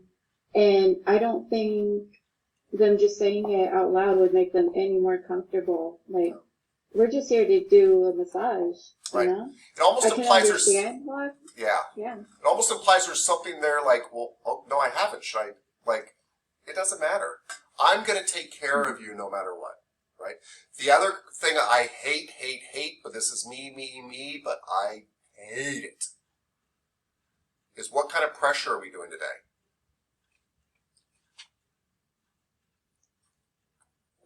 When you come to my house and I ask you what kind of spice do you like on your dish, and you tell me medium, what the heck does that mean? Because I guarantee you my medium is not your medium. Even massage therapists, seasoned massage therapists cannot agree on what is light, deep, and medium. Now, I know places have pressure tolerances and things like that. I get that.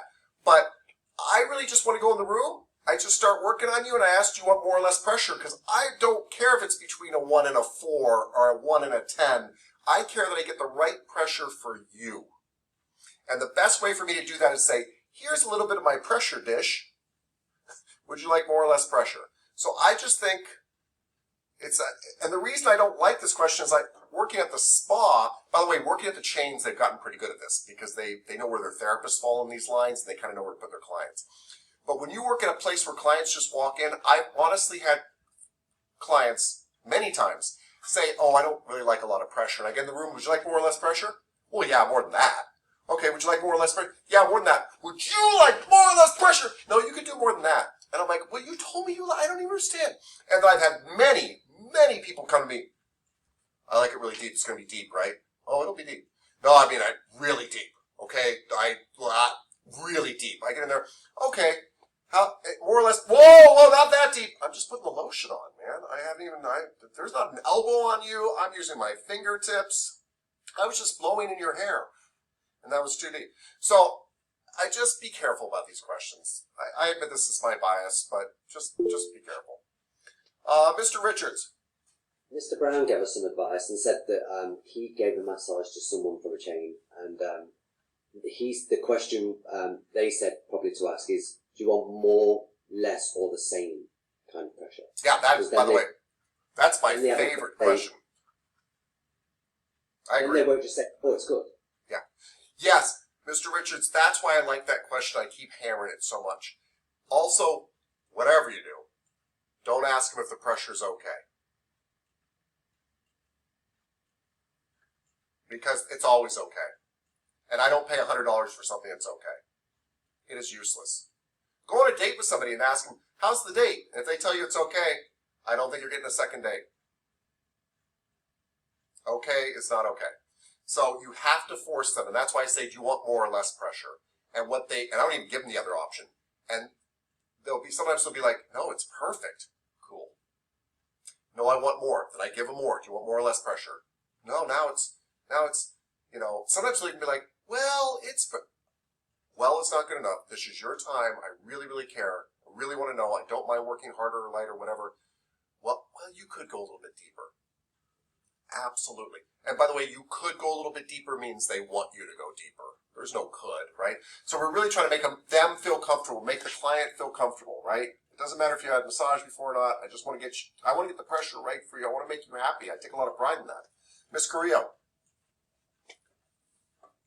Yeah, I have to fully agree. I hate asking it because I am still remembering all the other things. So I'm like, I think it's more important right now to focus like where I'm supposed to avoid and what I'm supposed to do more than how much pressure. And I learned that, cause if they tell me medium and then I think I'm going medium, it's actually lighter than what they expect, you know? And I'm like, well then I'm just going to just be asking them throughout, like, hey, do you want more or less pressure? I think that's more effective than just establishing it in the beginning because, like, it's always so different with every person. And by the way, oh yeah, sorry. Thank you. And by the way, guys, I'm exaggerating to make a point. I'm not saying it's terrible. If somebody walks in and says I like medium pressure, I'm guessing they don't like super deep or super light. It's mildly helpful. But I still have to go in there and deliver them medium pressure and say, do you want more or less pressure? Because their medium and mine aren't going to be the same. That's all I'm saying. Yeah. Ms. Hendrickson. Yeah, I had a massage with someone who was like a pretty new therapist. Like they'd only got their license like a month ago, and which she was like, you know, trying to get like the pressure like more or less, but it kind of seemed like less confident because she asked so much, like every that's the few minutes, which is kind of like, at first I was like, oh, that's nice, and then I was like, this is actually kind of distracting because like I can't relax as much because now I have to be like, is it more? I'm like, you're still doing the same pressure, so I already said it was fine, or I already said how much I wanted, so that is a common. Too many times either. That is a common statement you just made there. I've heard this complaint too. So once I think I've got the pressure right, I don't keep asking you that question. And guys, you do have to make some assumptions. I know that if you take a level 7, whatever that is on your back, that you're not going to take a level 7 on your inner thigh. So I make assumptions based on what a general person does, and then I don't ask again unless you jump or something feels off. But I don't keep asking the question because people don't want to keep talking. So once we've established the pressure, then I'm like, okay, that was your back. So your inner thigh, if your back's a 7 to me, then which I don't even think in terms like that, but if your back's a 7 to me, then your inner thigh might be a 4, right? I mean, it's going to be different. I get that. And your face is going to be a 2. It's your face. Like, I'm not going to, that kind of, so you do have to make some assumptions, but yeah, I don't think you do. You're right. You don't want to ask at every single body part and stuff. Yeah. Well, there's Mr. Ibarra. Oh, Bar in the Wild, yeah. Miss Rader, please. Also, I just wanted to comment that what type of pressure somebody likes could be different from day to day, too, depending on what's going on with them. And so just to kind of share an example, and I won't mention any names just because there's class, but I had a partner last week, and that person said they like light to medium pressure. And then it just so happened that Mr. Ibarra came over and started working on that person and was sticking elbows and everything else. And I was like thinking, oh my gosh, they're going to be so much pain. But come to find out later that they actually felt so much better the next day by getting that pressure. Yeah. Pressure changes, you're right, with the same client even. So, and I've also had clients come in and they've had something very emotionally bad happen. Somebody died. You will have clients come to you after a death because massage is nurturing. And I'll be like, so should we lighten up the pressure day? And they'll be like, yeah. Like they just want a nurturing massage. Maybe they don't, but I'm just letting you know it changes for a whole variety of reasons. You're right. Yeah. Yeah. By the way, this is my own, again, old school thing though. I'm trying to give you as much pressure as you can comfortably handle because I want to get down to as many layers of muscle as I can. I feel like I can get more therapy done. Within reason. I'm not trying to kill you. But so if you're comfortable with a little bit more pressure, I'm always trying to keep it on the upper end. Whatever that is for you. Right? Because I want to get down to a lot of layers. Alright, so asking a question like, do you want more or less pressure is a closed-ended question. It is an example of what they call a closed-ended question. because it's either more or less, yes or no. These are close-ended questions. They have very few answers. They're essentially yes-no questions. Open-ended questions are things like, what kind of pressure do you like? Oh, well, I don't know. I kind of a medium to deep, but not too deep. That's an open-ended question. Those are great examples. And reflective questions I really, really love because they're really questions where you're responding back to the client to let them know you've heard what they've said. And I love those things. You know, so, you know, somebody comes in for deep work, but today they're like, I've had a really emotional day. I don't know that I can really take the standard massage. Oh, so you're saying you'd like a lighter massage? Yeah, that's exactly what I'm saying. Got it. That's a reflexive question. And I recommend you do that all the time. Oh, so you're saying spend the entire time on this spot? Yes or no. Like, people love having their stuff sounded back to them, but it's so helpful and clarifying. And quite often I ask a reflective question and people are like, no, that's not what I meant at all. I meant this. Oh, good. I'm so glad I tried to clarify. So this is how you're feeling. This is what you're thinking. So ask follow-up questions to clarify what they are thinking. Okay. We just talked about all this kind of stuff. We're going to stop right here.